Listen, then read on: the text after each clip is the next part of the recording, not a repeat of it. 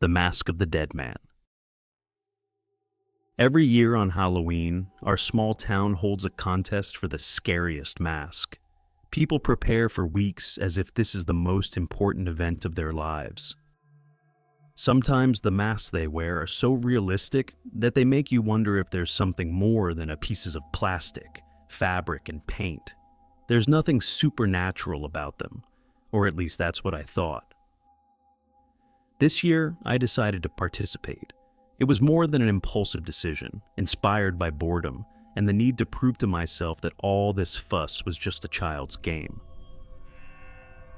So, I set out to find a mask, something ordinary, something that wouldn't require too much effort. I wandered around several stores, but I didn't like anything. Everything seemed so dull. Until I stumbled upon a small antique shop at the edge of town, a place I had never noticed before. The sign above the door was faded, and the window was dusty, but inside, I saw something that instantly caught my attention. In the corner, tossed among old furniture and broken mirrors, lay a mask. It looked like it was made from old dried wood, but its shape was so detailed that for a moment I thought it was made from something alive. The face was grotesquely deformed, twisted into a grotesque grimace, and the eye sockets were empty, yet somehow they seemed to follow me. I felt it. It was perfectly terrifying, exactly what I was looking for. The shop owner was an old man with hands that trembled slightly as he handed it to me. He said something strange. "This mask, it's not for everyone. It was part of a ritual. If you wear it, you will feel things you don't want to know." I smiled and bought it for a nominal price, convinced that the old man was just trying to add mystery to an old object. Still, something in his gaze unsettled me. It felt like a warning. When I got home, I placed the mask on the shelf and examined it closely. The material was rough and cold to the touch, as if it had a life of its own. I ran my fingers along its curved features and felt a strange chill run down my spine. But I left it there and forgot about it. That night, I was supposed to be ready for the contest, or so I thought. But the night of the contest wasn't what I expected. When the time finally came to put on the mask, I felt something strange. It seemed to tighten.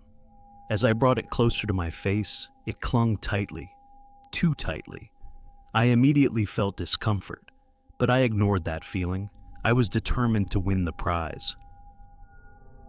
As I walked towards the party venue, something began to trouble me. I felt the gazes of the people around me, not the ordinary, curious looks of passers-by. They looked at me as if they saw something different, something they couldn't recognize. The children who usually ran through the streets stopped and stared at me with fear in their eyes. One child even screamed when I passed by him. When I arrived at the party, everyone was already there, masked, smiling, and awaiting the prize. But as soon as I entered, the atmosphere seemed to change. People recoiled from me, as if something about my presence terrified them. My friends asked me what kind of mask I was wearing, but I couldn't tell them. I didn't even know the story behind it, so I just replied that I found it in a shop, and I tried to ignore their tense gazes. The night passed in a strange haze. The party ended, but I didn't win the prize. In fact, no one even approached me. Anyone who glanced at the mask quickly looked away. As I was leaving, walking home, I noticed something strange. Every lamp I passed extinguished. The wind whistled around me, and shadows began to move as if they had a life of their own. When I got home, I immediately tried to remove the mask, but it wouldn't budge. It felt like it was glued to my face. My fingers slipped over its rough surface, but nothing happened. It was as if it had become part of me. Then came the first dream. I dreamed of a ritual. I was in an old, abandoned church surrounded by people in dark robes, their faces hidden in shadows. I stood in the center of a circle, and before me, a fire burned on the altar. I heard whispers, unfamiliar words that filled me with fear. A man approached me, wearing a mask, the same as mine. He leaned close, whispering, "You are next." I woke up with a trembling body and sweat on my forehead. I looked around, but everything seemed normal, or at least it looked that way. The mask was still on my face. I tried to remove it again, this time with more force, but my skin seemed fused with it. It had rooted itself in me. There was no escape. Then I realized that I couldn't take off the mask. I was forced to move among people with this horrifying face. The gazes of those around me were filled with fear and suspicion. No one recognized me, not because the mask concealed my face, but because I wore something unnatural, something that repelled anyone daring to come close. During the day, people avoided me, whispered, and stepped back, as if sensing that something ominous followed me. With each passing day, my dreams became more vivid. I saw faces. Faces of people who seemed familiar, yet I couldn't recognize them. They looked at me with hatred, and I didn't know why. During the day, I felt a presence behind me, but when I turned around, no one was there. Sometimes I heard voices whispering indistinct words in my ears. I began to believe that the mask was not just an object, it was cursed, and I was its next bearer. One evening, while examining the mask in the mirror, I noticed something horrifying. The eyes in the mask, they had changed. They were no longer empty. They were alive. They were mine. And I no longer controlled my face. My lips stretched into an unnatural smile while my mind screamed for help. The next day, I went to the library and began searching for information about the mask. I found an old handwritten description of a ritual performed centuries ago, where this mask was used to transfer the soul of a dead person into the body of a living person. The memory of the ancient ceremony pierced through me. I realized that this wasn't just a coincidence. I was chosen. As I read the manuscript, horror welled up inside me. The mask wasn't just an object. It was the key to an ancient ritual that allowed the dead to return among the living. The only way they could do it was through a body like mine. The manuscript mentioned numerous victims over the centuries, people who wore the mask and disappeared without a trace after it absorbed their souls. I trembled. I felt my strength leaving me. I sensed the mask beginning to influence my mind, little by little, until eventually it would completely replace me. My heart raced and my chest tightened with each new beat. I needed to find a way to get rid of it. But how? The words from the manuscript were clear. The mask could not be destroyed. It could only be passed on to another, or the ritual had to be completed. One night something happened that shattered any hope I had left. I felt my face began to distort. The mask was no longer just something I wore. It had become part of me. My lips curled into a smile that I couldn't control. My eyes shone with a strange light that wasn't mine. Then I heard the voice, soft, whispering, deep within my consciousness. "You are mine. Soon you will be completely mine." I began to lose my sense of reality. Every night my dreams became clearer, more horrifying. I saw myself as a participant in the ritual. I saw the shadows of those who had worn the mask before me, and I felt their souls surrounding me, trapped in something like an eternal prison. These souls would never find peace. They were captured by the mask, just as mine was now. In the end, desperate and consumed by madness, I decided to return to the antique shop. I believed that perhaps there was a way to return it, to break the cycle. However, the shop was no longer there. In its place stood an empty, crumbling building that looked like it had been abandoned for years. But I knew that this wasn't the truth. The shop had never existed. It had been merely an entrance to something deeper, darker. and I had entered it willingly. There was no turning back now. Then I saw one opportunity. I remembered the manuscript, completing the ritual. If I completed the ritual, maybe I could save my soul, or at least put an end to the nightmare. The manuscript spoke of an old, forgotten place where the ritual had been performed, an abandoned church on the outskirts of town. I decided to go there. This was my last hope. When I arrived, everything seemed dead. The church was crumbling, and the air around it felt heavy, oppressive. I began to chant the words from the manuscript, praying that it would work. As I finished, the mask began to glow. My skin tingled and I felt something shift within me. The shadows around me grew, swirling and enveloping me. And then I heard the voices again. They were everywhere, demanding and pleading. They wanted freedom. Suddenly I realized that the shadows were the souls of those who had worn the mask before me, trapped for eternity. Their cries echoed around me, and I felt their pain, their desperation. I understood that by completing the ritual, I wasn't freeing myself. I was dooming countless others. I hesitated, but it was too late. The power surged through me. I could feel it drawing me in, pulling me into its depths. The mask slipped from my hands and clung to my face once more, sealing my fate. I could feel my soul being dragged away, leaving behind an empty shell. And then, darkness enveloped me. I woke up in the middle of the night, no longer in my body. I felt free, but I could also feel the weight of the mask. It had claimed another victim. I saw my body lying on the ground, and the mask. It was searching for its next owner.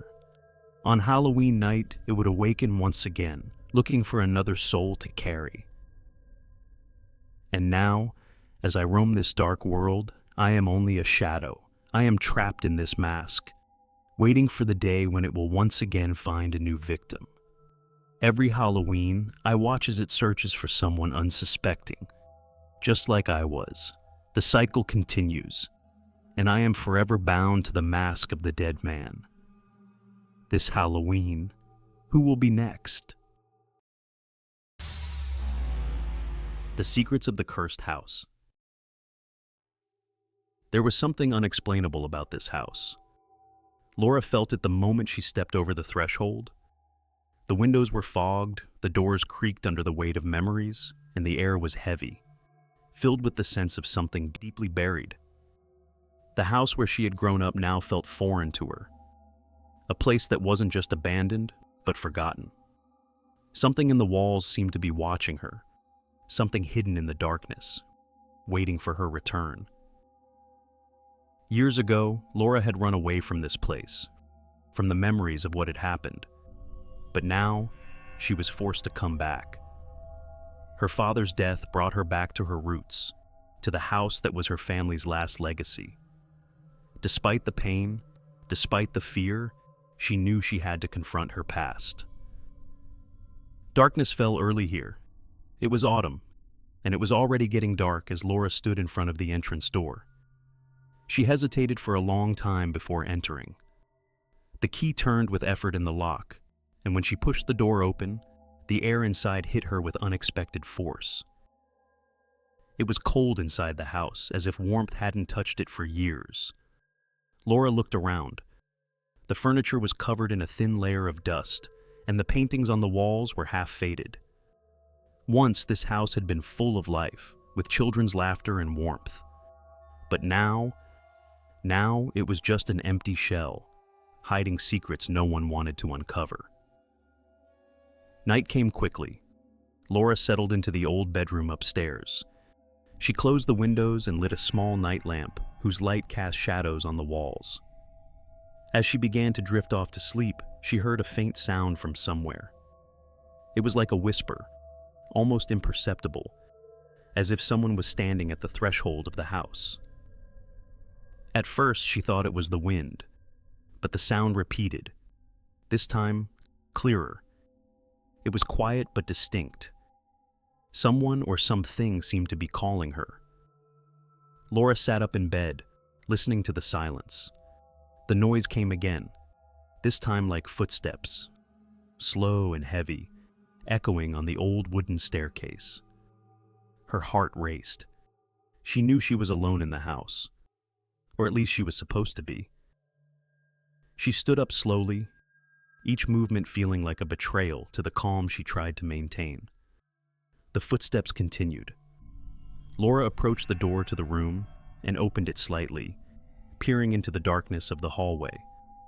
There was no one there, only deep, impenetrable darkness. The next day, Laura decided to investigate. Memories of her past returned like a wave. The house wasn't just a home for her family. It harbored a tragedy. Her brother, he had disappeared here many years ago. No one knew what had happened to him or why. Laura remembered the long days of searching, but they had never found anything. She had pushed those memories deep into her mind, but now that loss was catching up with her again. As she wandered through the old rooms, she found a locked door in the attic that she had never noticed before. The lock looked rusted. Laura couldn't explain why, but she felt she had to open that door. After searching the house for a while, she found a small key in her father's desk drawer. When she placed it in the lock, the door creaked open, echoing through the house like a scream. Beyond the door was a staircase leading to what seemed like a small room shrouded in darkness. When she entered, the air turned icy cold. The room was nearly empty except for an old wooden cradle. The air was heavy, and the silence was oppressive. Laura looked around nervously. Then she heard it again. A soft whisper, as if coming from the house itself. "He is here." The shadows on the walls seemed to start moving, and Laura felt her blood freeze. Her heart pounded wildly. Something or someone was here. She turned, ready to flee, when she saw something on the floor. An old baby blanket with her brother's name embroidered on it. The memories of her brother's disappearance flooded back. Everyone had thought he had just gotten lost, but Laura had always suspected that something darker had happened. The whispers grew louder. Her fear clouded her thoughts. Whatever had caused her brother's disappearance was now here, in this house, in this room. She felt she was on the verge of something terrible, but she had no choice. She had to uncover the truth. Her eyes scanned the room, searching for something familiar, but apart from the old blanket, nothing else reminded her of the life that had disappeared here. Laura reached out and picked up the blanket. Even after all these years, the fabric still retained the imprint of the small body it once wrapped. What happened? She wondered as she carefully examined the room. She noticed small details she had missed before. Carved figures on the walls like tiny, sinister symbols. They looked ancient, far older than the house itself. This was more than just a childhood home. It was a place where the past and evil intertwined. In that moment, something shifted in the shadows. Laura froze. She clutched the blanket in her hands as if it could protect her from whatever was coming. A whisper filled the room, seeming to come from all directions at once. Her brother was here. She could feel him, as if his presence permeated the entire space around her. But this wasn't him, not the one she remembered. This was something else that had taken over him. Laura dropped the blanket and rushed to the door, but it slammed shut before her with a dull thud. The ghost of her brother, or whatever remained of him, was holding her here. There was something unfinished, something that needed to be revealed. But what? Laura couldn't understand. The light in the room flickered, and then she saw something that made her freeze in place. Carved into the wall were the words, "He took him." Cold sweat broke out on her skin. Who? And why? Had someone or something taken her brother? And now it wanted her? Laura began to tremble. She was on the verge of panic. Just when she thought all was lost, a thought settled in her mind. She had to find her mother's journal. She remembered her mother speaking of strange things happening in this house, but no one had ever believed her. The journal had to be hidden somewhere. Maybe there she would find the answers. With her last bit of strength, Laura slipped out of the room and rushed down the stairs. She had to get to her mother's study, the place where all her secrets were kept. The study was locked, but Laura knew where the key was hidden. It was under the old rug, just as she remembered. Inside, the room was dark and cold. The shelves were dusty, and the books were worn with time. Laura hurried to the desk and began searching. Minutes that felt like hours passed, but finally she found the journal she was looking for. Its pages were yellowed and soaked with ink. As she began to read, her heart sank. The journal detailed strange rituals her father had conducted in the house. It described how he had tried to contact the other side, to summon spirits. One of the rituals was performed on the very day her brother disappeared. In that moment, Laura realized the cruel truth. Her brother hadn't just vanished. He had been sacrificed. The whispers began again, but this time more fiercely. Laura saw a figure, the ghostly silhouette of her brother standing in the hallway, grim and faceless. But he wasn't alone. Something bigger and darker stood behind him, hidden in the shadows. This creature was the cause of everything. Her father had summoned it in a desperate attempt to protect the family from a curse, but instead of helping, it had taken her brother. "I have to put an end to this," Laura told herself, feeling a new wave of determination. But how could she stop something so ancient and evil? As she flipped through the journal, she discovered a ritual her mother had planned, but never had the chance to complete. Following the instructions, Laura began the ritual meant to break the curse. The whispers grew louder, and the ghost of her brother watched her with sad eyes. When she uttered the last word of the ritual, everything shook, and it felt as if time stopped. The shadows receded, and her brother's image began to fade. Laura watched as he disappeared, freed from the curse that had bound him to this world. Laura collapsed to her knees, breathless and confused. She knew her brother was finally free.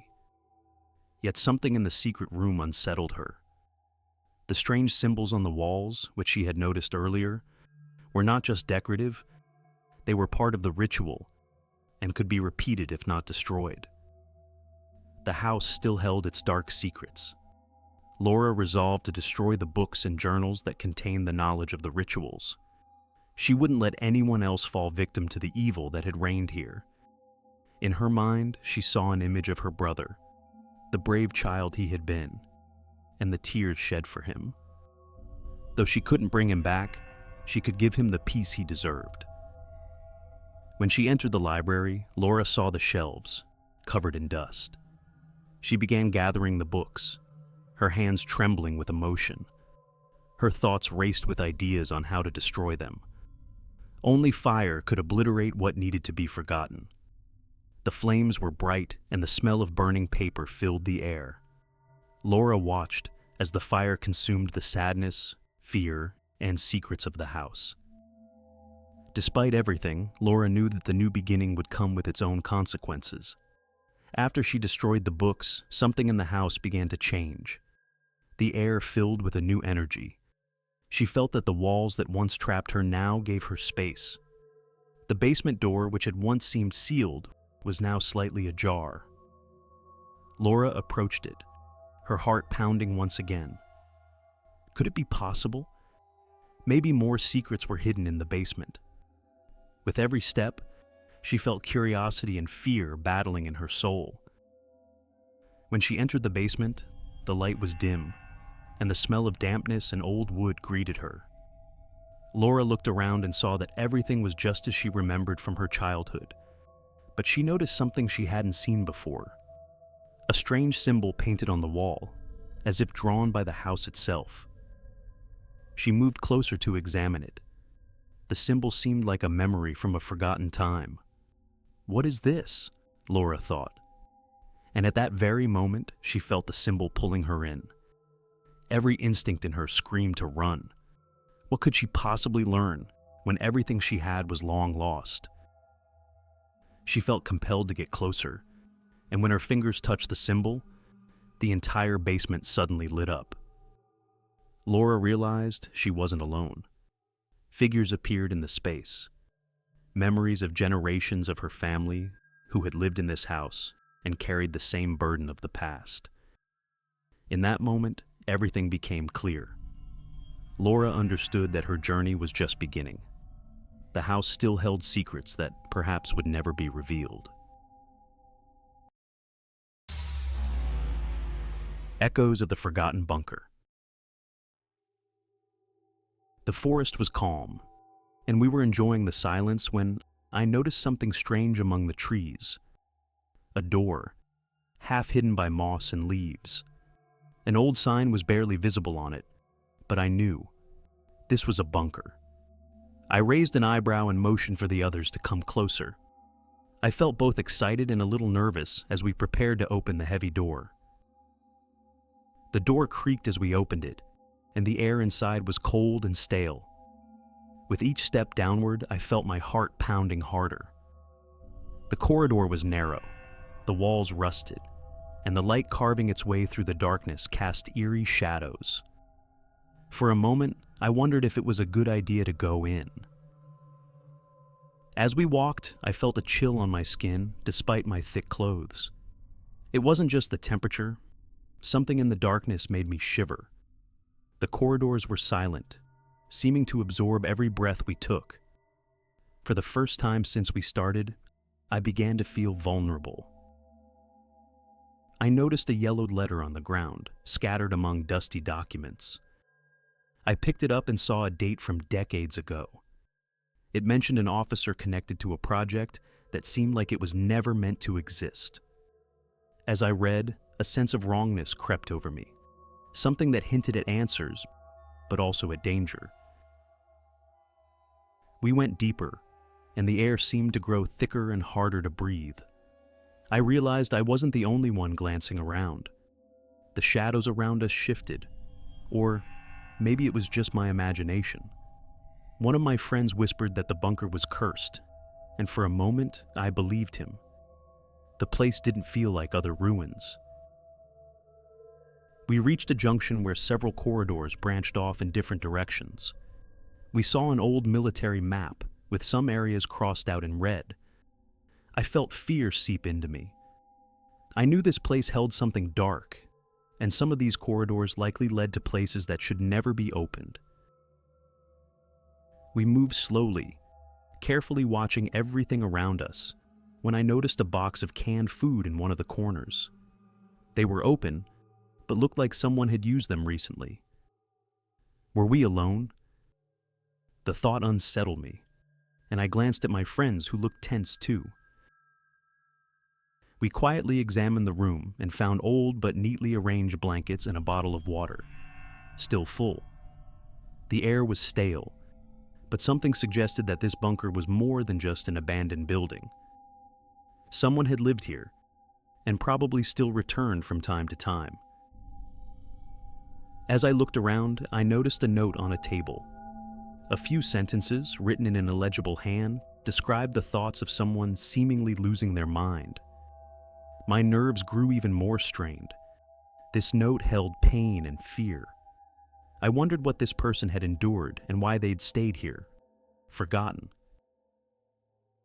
One of my friends found a worn photo showing a man in uniform. The date on the picture indicated it was from decades ago. The man looked coldly, with a gaze that made my skin crawl. The feeling that we were stepping into someone's personal hell grew stronger. Behind a pile of crates, we found more notes, diagrams, and markings, as if someone had been trying to gather information about something, or someone. I wondered whether the man in the photo had stayed here by choice or by force. I put the notes back, feeling that with each discovery, we were violating something sacred. The last thing we found was at the bottom of a cabinet, a journal. It was covered in dust, but time had preserved it well. I flipped through the first pages and encountered the accounts of a soldier talking about the horrors of experiments and people who never returned. The feeling that this place held something terrifying was becoming all too real. We were silently pondering the stories in the journal when one of our friends, Peter, decided to explore the deeper tunnels on his own. We thought he was joking. We tried to dissuade him, but he just smiled and promised he'd be back soon. My heart wouldn't settle as I watched his silhouette fade into the darkness. Minutes slowly turned into an hour, and there was still no sign of Peter. The silence weighed down on us, and the tension grew. All eyes turned to me, as if expecting a decision.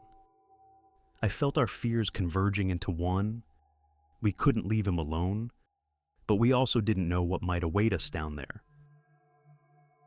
We grabbed our flashlights and followed him, carefully navigating the tunnels. The air grew colder and staler, as if warning us that we shouldn't be here. His footprints quickly disappeared in the dust, along with our last connection to Peter. I began to wonder if we would ever see him again. Suddenly, my flashlight flickered over something familiar. Peter's watch left on the ground. It was carefully placed, almost like a sign. As I picked it up, the feeling that someone was watching our every move intensified. The look in my friend's eyes said the same thing. This wasn't a coincidence. We continued following the tunnel, guided by strange and increasingly rare traces, small items of Peter's, left like breadcrumbs in the darkness. Was he trying to tell us something? Or was something else trying to mislead us? The thought that we weren't alone was beginning to feel like an unbearable weight. At the end of the tunnel, we found only an old door, half open. On the floor in front of it lay Peter's last trace, one of his gloves, twisted and covered in dust. As I stared at it, a cold shiver crept down my spine. We had come this far, but I understood that every step forward brought us closer to something unknown and terrifying. Standing before the old door, I could barely breathe, but I knew we had to keep going. We opened it with trembling hands and entered a small, narrow room. Dusty papers were scattered everywhere, and the walls were covered with faded drawings and diagrams. There was no doubt this place had been used for something that was meant to stay hidden. As we looked around, we came across a yellowed report describing a secret project from the past. It turned out that experiments had been conducted here on soldiers, supposedly to enhance their combat abilities. It wasn't just the content of the report that was frightening, but also the way it looked, written in a shaky hand that spoke of pain and hopelessness. I began flipping through an old, dust-covered journal stained with oil. It described how the experiment slowly destroyed the participants' psyche. The soldiers had been subjected to long periods of isolation and mental strain. Every word from the journal seemed to pierce my mind. I realized we had uncovered something terrifying. One of the documents mentioned a soldier who had rebelled and attempted to escape this hell. It was noted that he had disappeared without a trace. Was this man still hiding here? Or, more frightening, had he found a way to outlive time? My horror grew with every word I read. Moving forward, we found a newspaper clipping with a photograph of a young soldier listed as missing in action. It was the same man from the earlier photo. The feeling that this bunker harbored something alive from the past became a haunting nightmare. Every detail heightened the sense of hopelessness. The last document we found described the grim consequences of the experiments. There were accounts that those who endured them lost their sanity, and some even believed they would one day return from the darkness. I read these words and my head spun. This was no mere myth, but a reality that seemed to awaken around us. We approached the final tunnel where our friend had vanished. Our fear was palpable. So was our curiosity. The darkness seemed to press down on us. With every step, my heart pounded faster, and the beams from our flashlights flickered, emphasizing our uneasy presence. Suddenly, a figure appeared before us in an old military uniform. It moved with incredible speed and strength, as if not of this world. Its face was hidden in shadow, and its footsteps produced sounds that broke us mentally. The creature seemed abandoned by time, like a relic from an era forgotten by all. Time seemed to freeze, and my survival instinct urged me to run. The others followed my lead as the sound of the ghost's footsteps closed in on us. The bunker felt endless, with twisting tunnels that seemed determined to make us lose ourselves in the dark. We were fleeing not just from the ghost, but from our own fears. I couldn't stop thinking about our friend whom we'd left behind. With every turn, with every sound, I expected to see him. The sense of loss and despair grew stronger as our escape turned into chaos. At the last moment, as we reached the exit, we heard one final whisper, as if coming from the depths of the bunker. "I'm here." Was it really our friend, or did we simply want to believe he was alive? We surfaced, but something inside me was left marked. We shut the door behind us, yet the image of our friend, still lingering in the darkness, stayed with me. Some secrets should never be uncovered, and though we were now safe, we knew that a part of us would remain there forever. Thanks for watching. Subscribe to find out what will be the next story.